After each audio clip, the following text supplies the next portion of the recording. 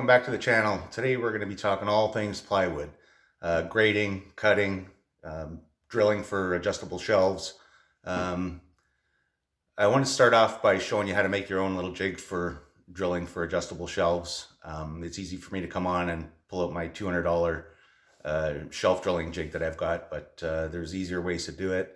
And I just came up with this little ditty, so we'll show you how to do that quickly and we'll get right into it. Don't forget to smash that like button, and if you haven't already, please subscribe if you like what you see, and let's get right into it. Okay, so this is our little assembly that we're going to make our jig out of for drilling adjustable shelf holes. What you're going to need is a drilling jig to make holes that you're going to use as your reference holes. You want a piece cut that's exactly the height. This is 30 inches, so that's the height of our cabinets, and exactly twice the width of where you want your holes to be. So we're going to do a 2-inch offset from the front and from the back. So we're going to go we're exactly 4 inches wide on this piece, and we're going to mark it 2 inches in. And the same on our little drilling jig, which you'll see in a minute. A couple of pieces that are more than 3/4 inch and a half, 2 inches, doesn't really matter. And then a little reference piece to use at the bottom when you're lining it up with your plywood to make things quick. And then I just quickly want to talk about your reference point. So if these are our two pieces of plywood, say this is the side and this is the back. If your back is coming flush here, then this is what we're going to call the reference distance from the back edge to there. And in this case, it's the thickness of the plywood, which is 23/32. Now, if you're doing something different, say you're doing a 1/4 inch rabbet dado, and you're going to, that's probably off, but just for yammering sake. So say you do a 1/4 inch rabbet at the back, and you're going to put a 1/2 inch nailer on the back, and this distance is exactly 3/4, then you want to cut a piece that's exactly 3/4 of an inch. So what I've done is I've taken a piece, because we're at the thickness of our plywood, which is right there, and I've just ripped it to about between 5/8 and 11/16 of an inch, so we're not protruding past anything. This is actually going to be a spacer for reference to make our jig work a lot quicker. You'll see what I'm talking about in a minute. Okay, so first thing we want to do is we want to mark off 2 inches. It doesn't matter where you put it for here. This is just our reference. 2 inches. And we'll just put 2 inches right there. Obviously, you'll want to use a real straight edge. This is just for instructional. Mark it off there. And you want to come in whatever distance you pick, and then another inch on that. So let's say we go 5 inches and 6 inches. Got those two marks there. Just want to mark it sort of drill bit centered. And if you're good with a hand drill, that's fine. You can just drill straight down all the way through. I think I'm going to take it to the drill press, and I'll be back in 2 seconds. Okay, so we've got our holes drilled to the size of what your pin or your sleeve is going to be. I've done these size just for the pins. Typically I use sleeves, but not for this. And all we need to do is get a reference point on here.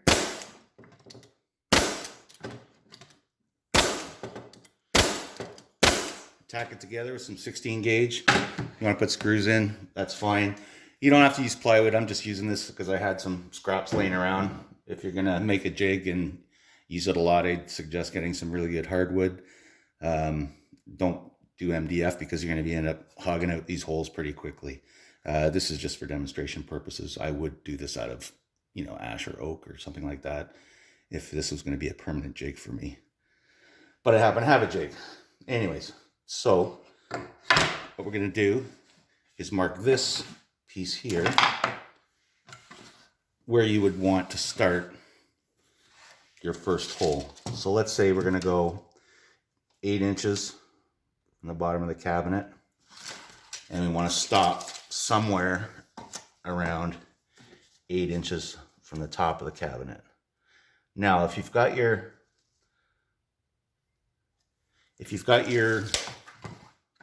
holes drilled and spaced absolutely perfectly, you should be able to start at 8 inches down and finish exactly at 8 inches. If you're off by a 64th, by the time you drill 15 or 20 holes, you're going to be off by a hair. But as long as your spacing is the same, and you reference from the same point on the sides, then your shelves are going to be nice and even. No one's going to notice a 64th in difference. As long as it's not wobbly, that's all that matters. So what we're going to do, take this 8-inch mark, and we got our 4-inch board. We're going to mark it exactly at 2 inches. Come back up, and bad guess there, buddy. Well, there. Mark it with our awl for our drill bit. And again, I'm going to drill a hole back in a second. You know what? Instead of running back and forth, let's do this all with a drill. Okay, so we've got our drill bit to accommodate the size that we want for our pins. And because this is our drilling jig, our eventual drilling jig, we're going to want to go right through.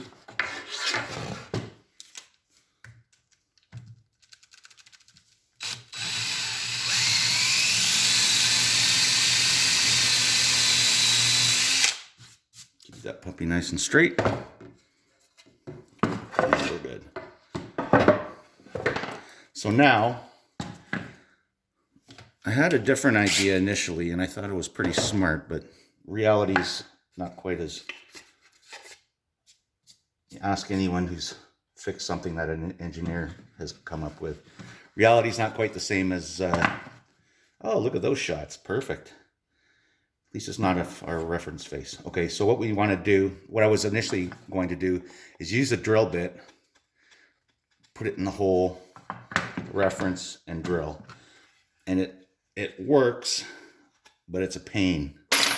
So what I came up with is a similar sized Allen key, which goes in. It's still snug, but it's a little bit more forgiving to get in there. Let's do it this way so you get a little bit more penetration. You said, pardon me? Okay, so we're in there. We get our drill bit.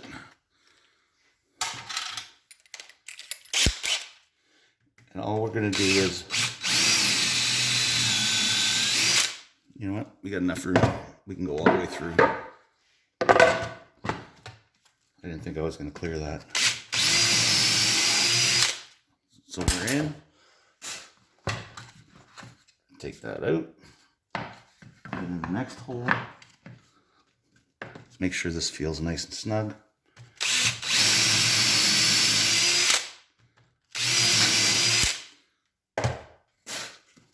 Drill our next hole.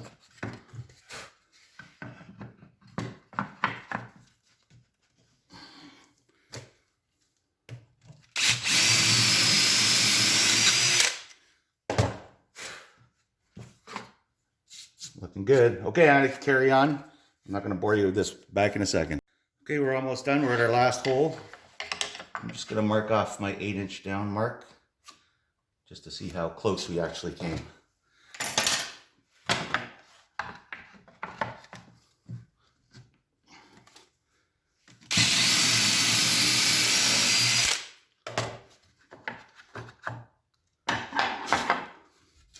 Not quite perfect, as you can see.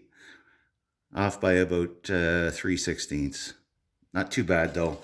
Like I said, it doesn't matter. If we're referencing from down here, The spacing doesn't have to be exactly perfect, as long as you're perfect coming up this way so you don't see any giant taper of your holes and things like that. We're golden. Now, next piece is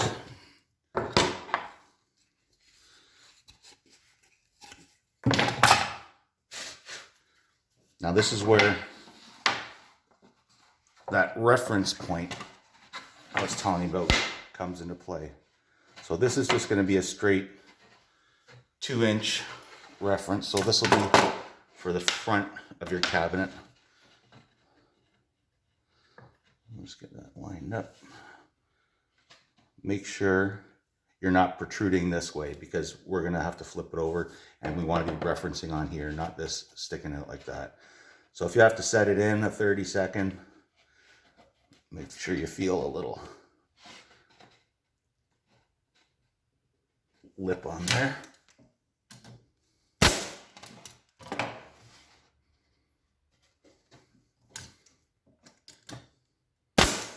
These are 1 3/4 16 gauge brads. Like I said, if you're making a nicer jig, I'd be using screws, but to move this along, we're just gonna put it together half-ass. So now we want to come this way and stick out the other side, because we're referencing a different point. So we've got our straight 2 inches from that edge. That's a straight 2 inches, but we want it to look like it's 2 inches from the back of the cabinet. So that's where our little spacer comes into play. So this is the thickness of the back of our cabinet. So that's going to sit there. Again, you can see I've made this a little bit smaller. So we're referencing that we're sitting on there nice and flat. So I'm just going to do a couple of quick tacks with this. I should be using an 18 gauge because it'll probably split the plywood, but nope. And 2. Okay, out come the 1 3/4. And where are you? In with the 2 1/2. Again, you can do this with screws if you like. Okay, so we're set in on both sides of here. So as long as I reference this face here, I can set it flush and tack it in.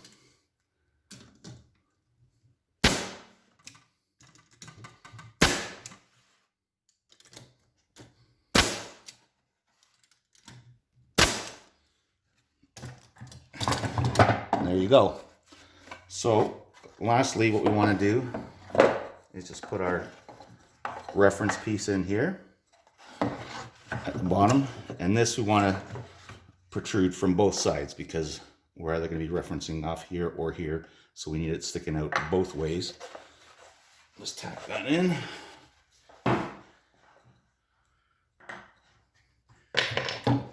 Again, it doesn't have to be pretty, it just has to work accurately.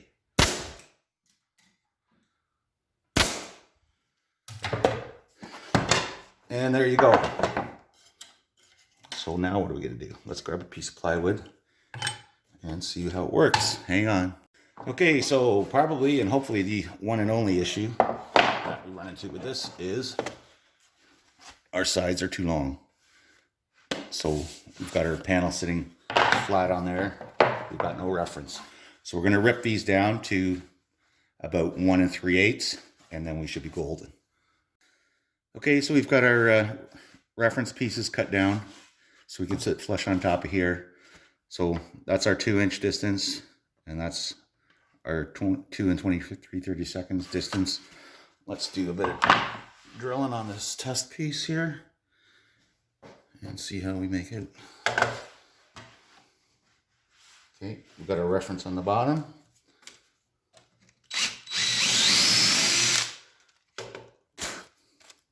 Before we get too fancy and in a rush, we're going to need to mark our depth. So let's say, for simplicity's sake, we want to go 1/2 inch into our sides. So we're going to go 1/2 plus our 3/4. You know what? There we go.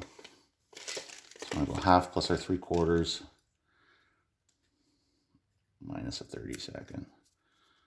So that's 1 1/4 minus a 32nd. Anybody know what that is in 30 seconds?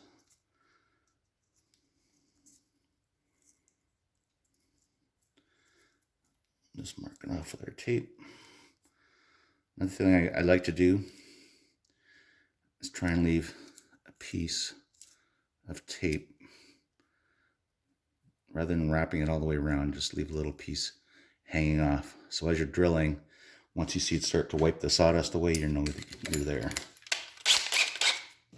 All right, try again.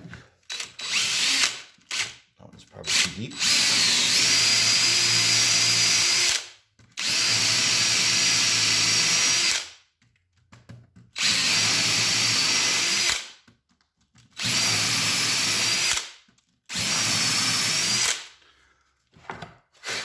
And there you have it, shelf jigs. Now, just to show the difference, we'll reference the same side and we'll do what would be our backs.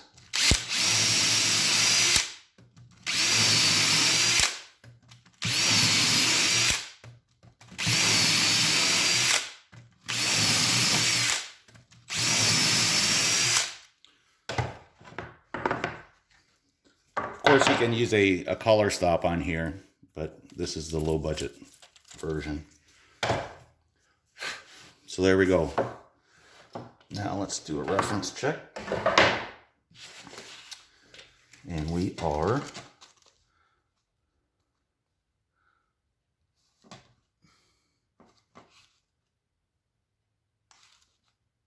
two inches in there. And let's grab a little piece of plywood. I want to make things difficult for myself. Give me a smaller piece. Hang on. Okay, so I've tacked in a simulated back piece. You see, we've got our 2-inch reference there as well too. Boom, homemade jig, plain and simple. Doesn't take a lot of time.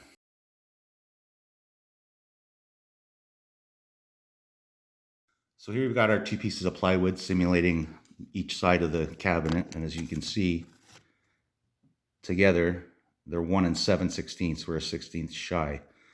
So when we do our tops and our bottoms, we have to add an extra 1/16 because we're not at a full 3/4. And then for the depth of the uppers and lowers, we have to add an extra 32nd of an inch to make sure we're flush. So that's basically how the math works out for accuracy, and that's how we get nice flush faces on these units. A lot of boring math later. Okay, I want to talk about plywood for a minute because it seems to be all over the place in terms of grading.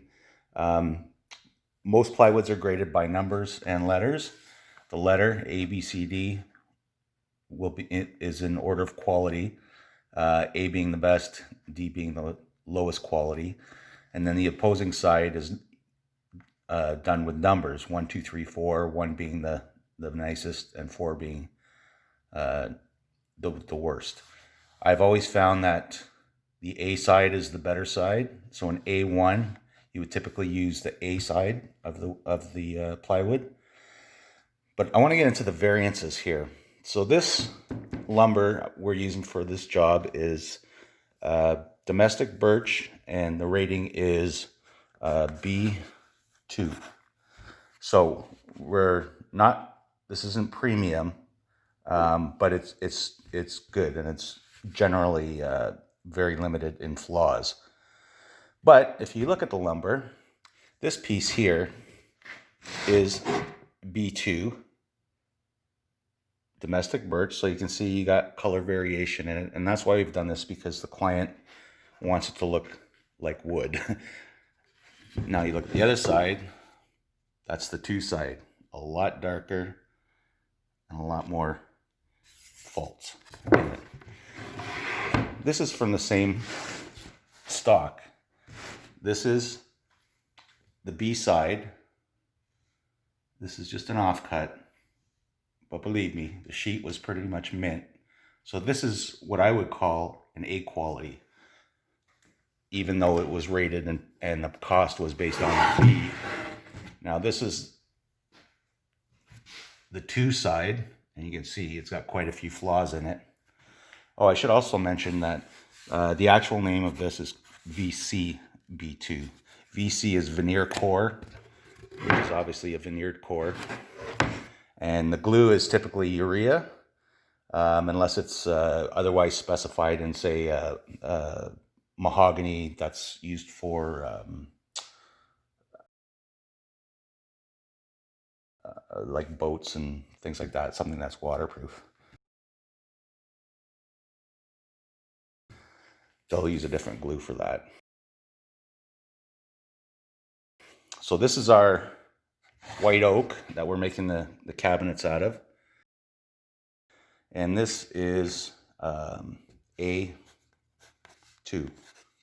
So as you can see, this is the A side. It's flawless, premium. And then we flip it over, and there's the 2 side. So if that's a 2, and that's a 2, and that's a B, it's a little bit confusing. But the A is A, and that's all that matters. When you're picking up, 1 or 2 or 3 sheets, that's fine. You can fish through and try and pick the best of a B side or a B ranking. But this job has 31 sheets of plywood. So when you're picking up 31 sheets of plywood, unless you want to spend 3 days, it's hard to go and be very selective. So usually you end up getting what you get. But fortunately, my client, like I said, likes to see some texture and variety. I want to show you this other piece. This is a piece we're going to cut for our upper cabinets. This is the B side. Just a slight bit of discoloration down there, but otherwise pretty much flawless. Now if you come to the other side, this is the 2 side. What a difference. I mean, it's dramatic, and it's the same wood. It's just got much less flaws in it in terms of knots and things like that. It's clear, but it's dramatic.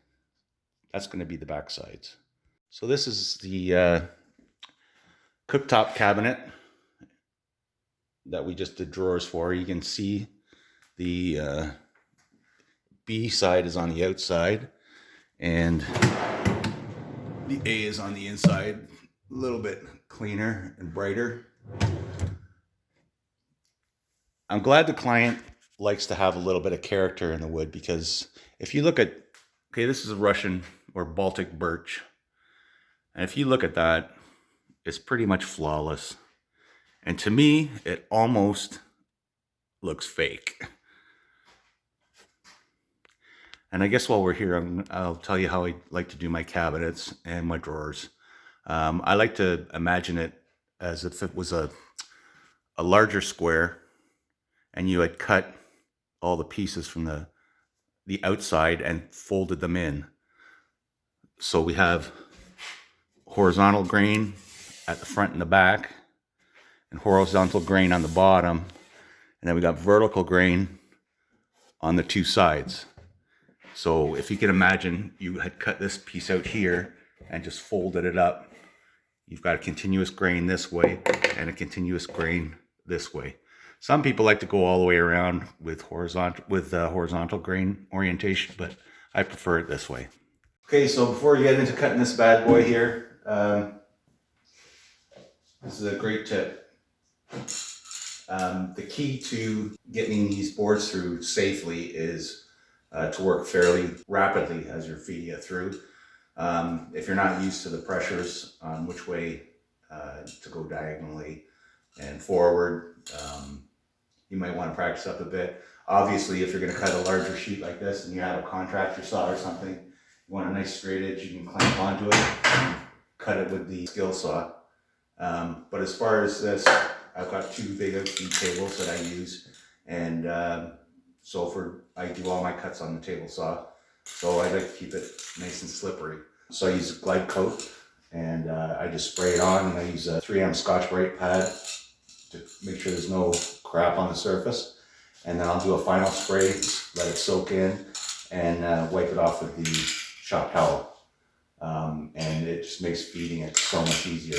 Do it on the tabletop, I actually do it on the extension, and I also do it on the fence. It makes it slide really, really well. It's well worth the time. Okay, so our cabinets are 30-inch high.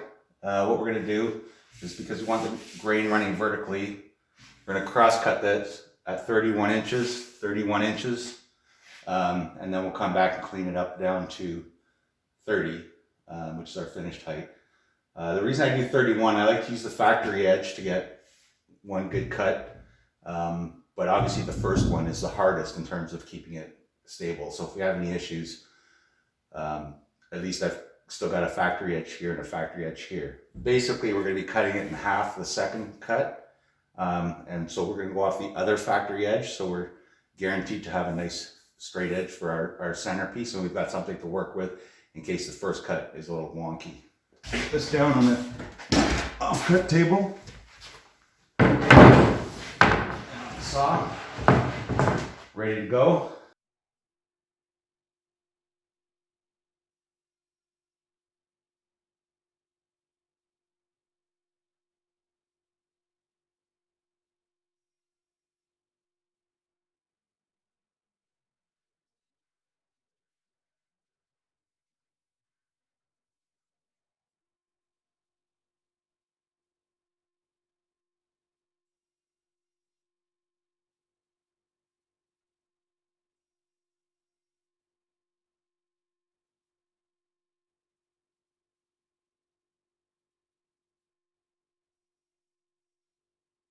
Okay, we're going to do some sanding now. I'm not going to bore you guys to death, but quick tip.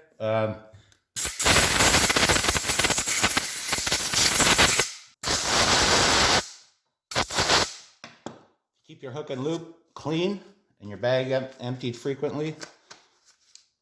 You'll probably burn out the motor on this before you have to replace the hook and loop on the bottom.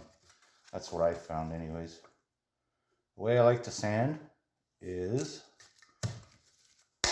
I like to go around the perimeter quick so we don't burn through the edges because the veneer is quite thin, and then I don't have to try and get it covered as I'm going back and forth, because you would have to pass this right to the halfway point, if not more, and then you risk tipping and burning through.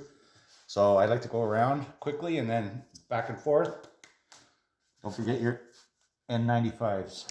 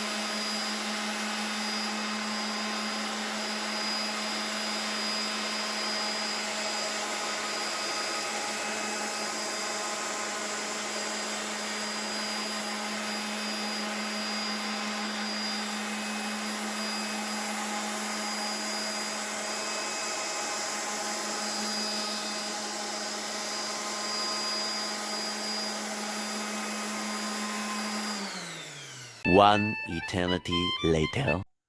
Okay guys, we're done sanding all our upper cabinets, all our pieces. We've got them all organized in piles here. And the client has requested that we have adjustable shelves on these. So I'm going to show you a little jig that I have. Before we do assembly, we're going to have to drill out for our shelf pins. I showed you how we did our, well, I kind of half-assed showed you how to do our homemade shelf drilling jig, but the amount of cabinets I do was worth making the investment in this. It's from Lee Valley. It's made by Veritas. Good quality jig. Comes standard with these two rods for doing upper shelves, upper cabinets. But I found I needed to do a lot of lowers as well, so I bought the optional longer rods. I don't know why it doesn't just come standard with the longer rods. I guess that's capitalism for you. So it comes with your a selection of drill bit guides that fit in this anodized aluminum block here. It's really a nice unit. So we got the anodized aluminum block, Allen key to swap out. I've never swapped it out because I use the same pins all the time. Got these indexing pins, nice brass, just so you can limit to how many holes you want to put in, and how high, how low you want to start. What else we got? We got nice clamping. These are anodized aluminum clamping blocks with nice brass hardware to lock them down. Right now it's set up for lower cabs, so we're gonna do an adjustment and show you how we set it up for the uppers. It also comes with a sleeve driver, which we'll get into later on once we've got our jig set up. Okay, so we're going to locate our jig now. You'll notice we've got, or maybe you can see, we've got threaded rod with a nice brass nut on the end of that. So that's your tightening. So we're going to have to locate with our sliding block here. So we'll just loosen all this up.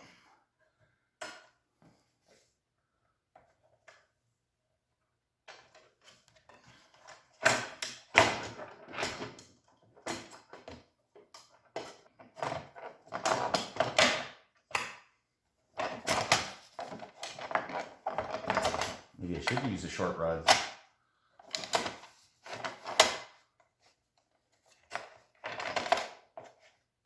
There we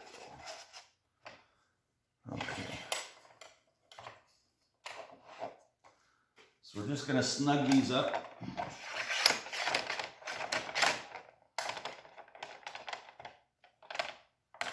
Get our reference started.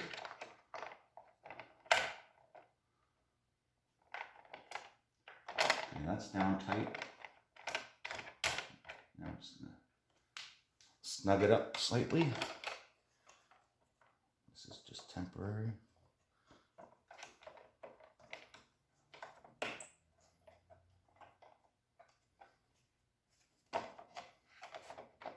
There we go. So what I like to do for uppers is I keep my distance at 2 inches to the center line from the front. And then 2 3/4 minus a 32nd, because we got our plywood sitting on the inside, and that'll give us our 2 inches. Now distances, I like to go 8 inches from the bottom, and then 8 inches down from the top. And your gap is actually going to be minus the hair under 3/4 inch plywood, so you're just over 7 1/4 inches to your first hole. So I want to get those located. I like to keep it, because you've got to go up, a piece of plywood handy. So I can get my measuring tape in line accurately.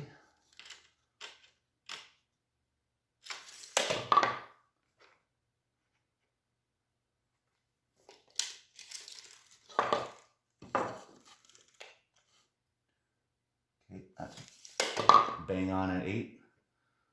I'm just going to tighten this up a little bit. Double check.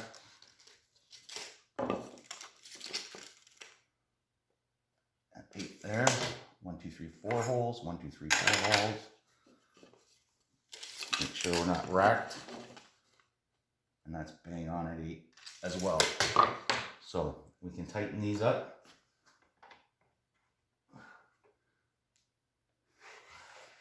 We'll just do a double check. We're equidistant from the bottom.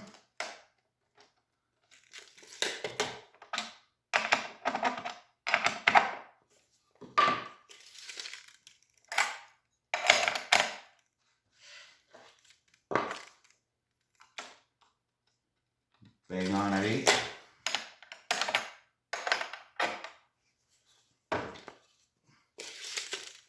Mathematically, this should be bang on as well.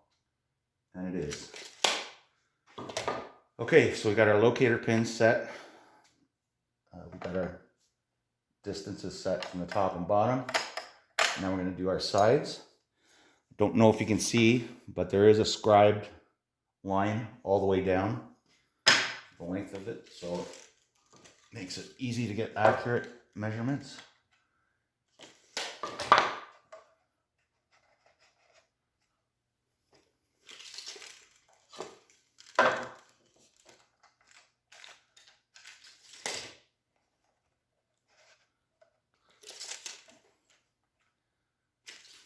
Apparently not.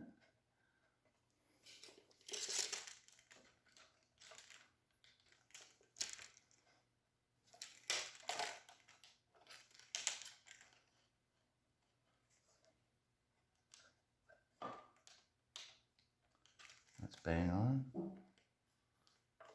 at the bottom.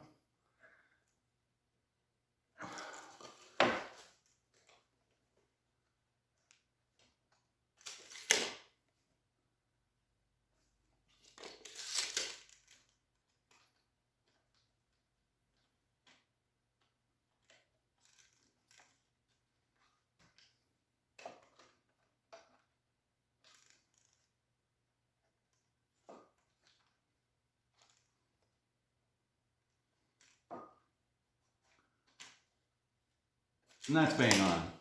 So lock that in. Just do a quick double check.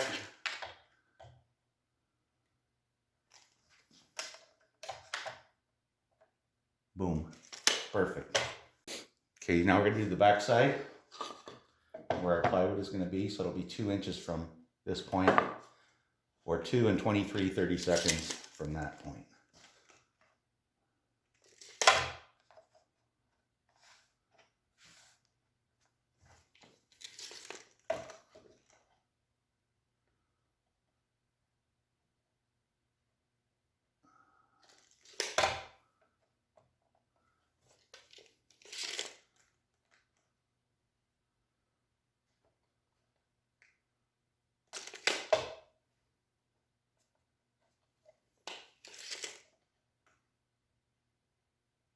Bingo.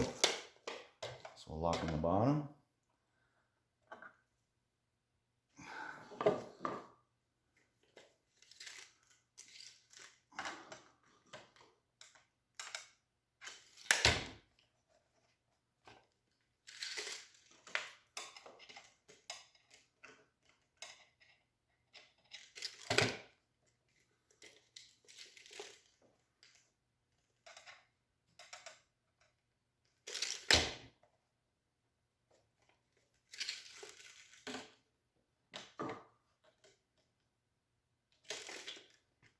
Yeah, 30 seconds.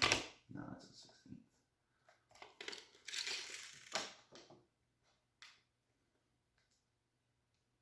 Bingo. Lock that in place. Again, just do a quick reference check. And we're off.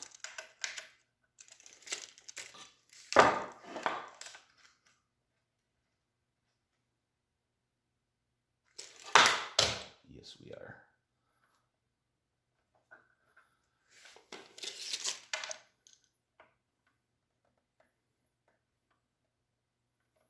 That should be bang on. That looks good. One last time. Okay, bingo. We're ready to drill. So the next thing you're gonna have to do is figure out what size pins you're gonna use, whether you use the tiny little light duty ones. You'll probably want to drill maybe a 1/4 inch hole. And if you're using a sleeve, you might want to, you'll end up using a larger one. This is 8 mil. The one that I use is 7.5 millimeters. That's what works with the sleeves that I use. And because I use the same sleeves all the time, I've got my 7.5 mil drill bit with a stop collar set on it. This stays the way it is, and it just goes back in the box until the next time. Otherwise, you're going to have to figure out how deep you're going to need to go, where your stock block's going to have to go, because you don't want to be drilling right through the pieces. A couple other details you need to be aware of. Because we've got this indexed an extra 3/4 of an inch to give us equal distance from front and back when our back panel is in place. This is our other panel, and these are going to come up like this. So while the extra distance is on the right on this panel, it needs to be on the left on this panel. The other consideration you need to take is your indexing of the pins.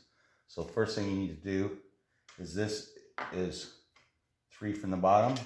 So that's going to be our bottom. We're going to go 3. That was 2 from the top. That's going to be 2. I'm going to take this off, rotate it around, and set it on this piece.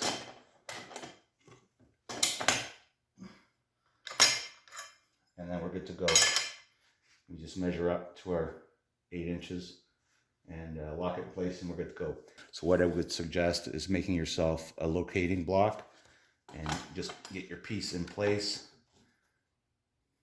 and then lock it down like that, and then you've got an excellent, reliable reference point.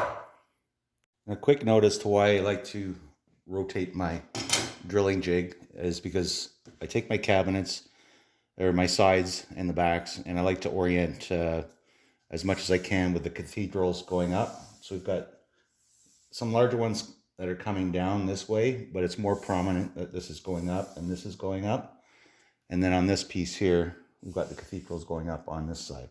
So if we want that to be the front and this to be the front, because we've got some right at the front here, we want to do it so our spacing gets rotated around. If you're doing melamine, it doesn't matter, because you can just slap it on, move it over, put it on this one, grab your sheet, and turn it around like that. Or if you don't care about grain orientation, then it's not a problem either, but you should care about grain orientation. So get our bit loaded, and we're off to the races.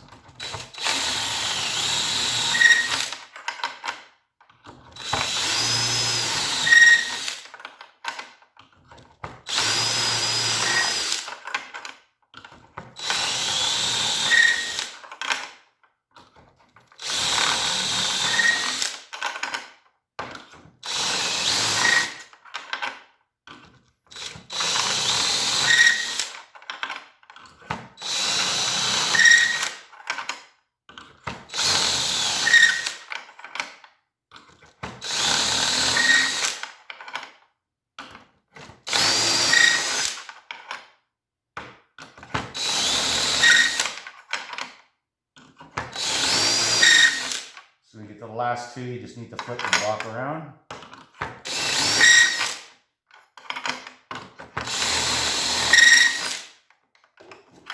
And there's 1 row.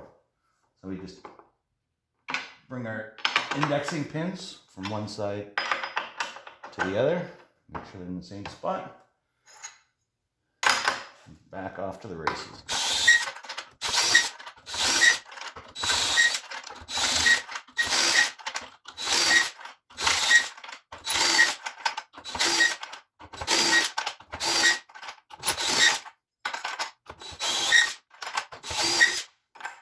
And we're done.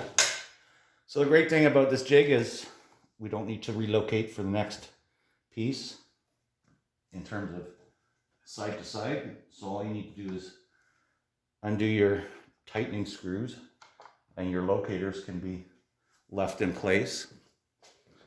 And all you have to do is grab another side piece.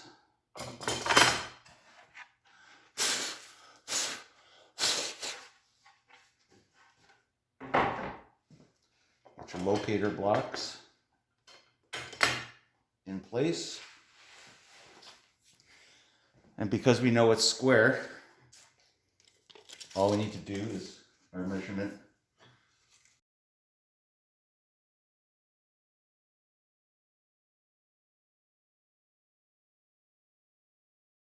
So just to show the indexing pins and how they work, they're not only a guide reference here.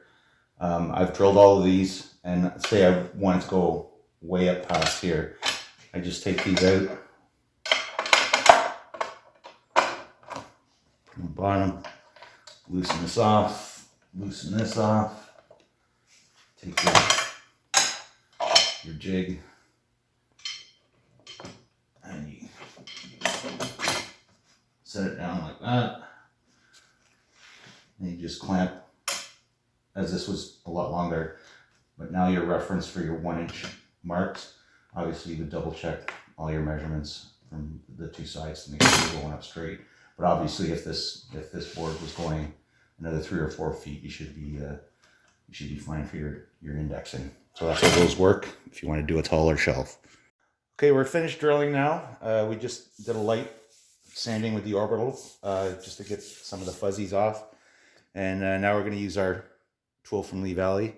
These are the, if you're interested, these are the pins that we're using.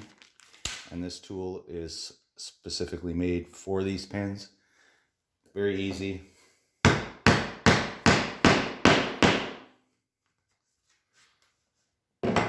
We do this before we put the finish on because I found if I urethane this, after the urethane dries, sometimes pounding these in, you'll actually crack the urethane a bit. You get a little bit of a white mark. I've come up with a nice easy technique to urethane over these without getting any slop inside there, which I'll show you later. Now obviously these are a bit of a press fit. You can see the taper. These are actually 7mm pins going into a 7.5 mil hole. So these are measured by the inside diameter rather than the outside. And there's the taper. So you see they're going quite easy. You can drive them in too far. And it will crack the wood around. So I just go by the sound of it going in.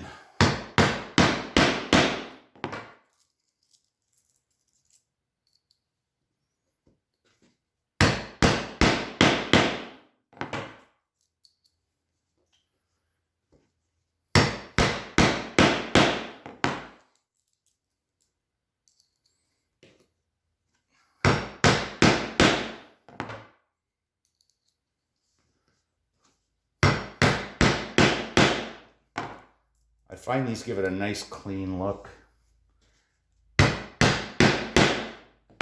90% of your holes are going to be showing, and really that's not the look you want in a nice cabinet if they want adjustable shelves.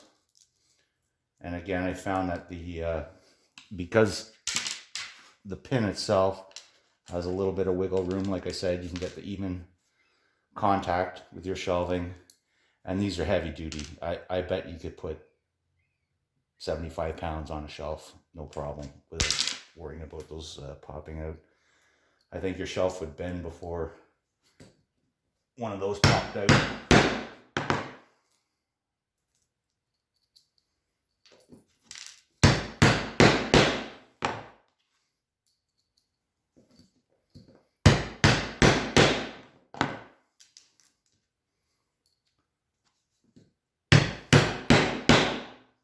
Thank God there's only 4 upper cabinets.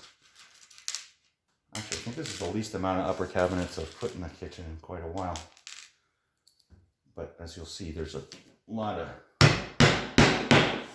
lower cabinets and pantries.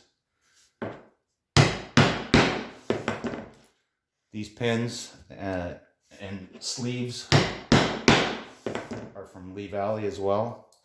A lot of the stuff I do get from Lee Valley.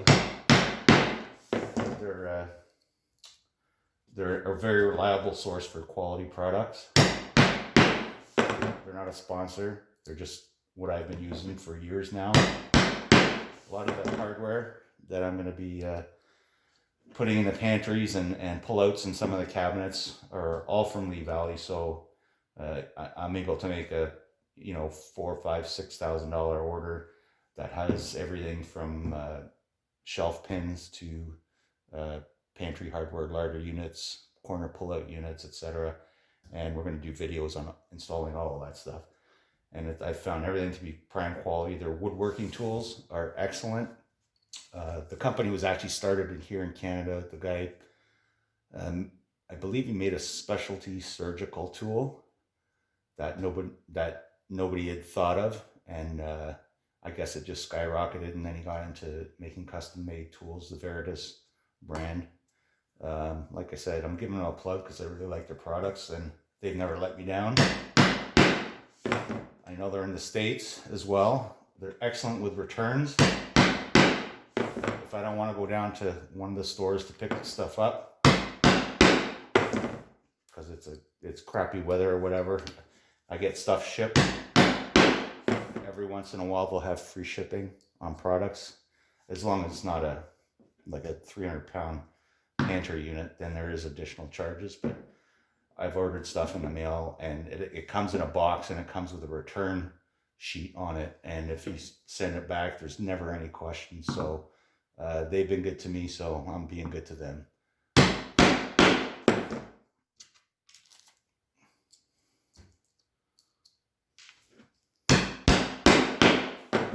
Like I said, they've got good specialty tools, good woodworking tools, good cabinetry tools, and good products, good finishing products. If you want something like Badger hair brush for doing lacquer applications and stuff like that, they've got all that. French polish, you name it. It's pretty much a one-stop shop. So give them a check out, and that's how nice and clean that looks. I hope you enjoyed today's video. If you did, please hit the like button, and don't forget to subscribe if you haven't already. Coming up next is cabinet assembly. So we hope to see you there, and you guys take care. Rib anybody?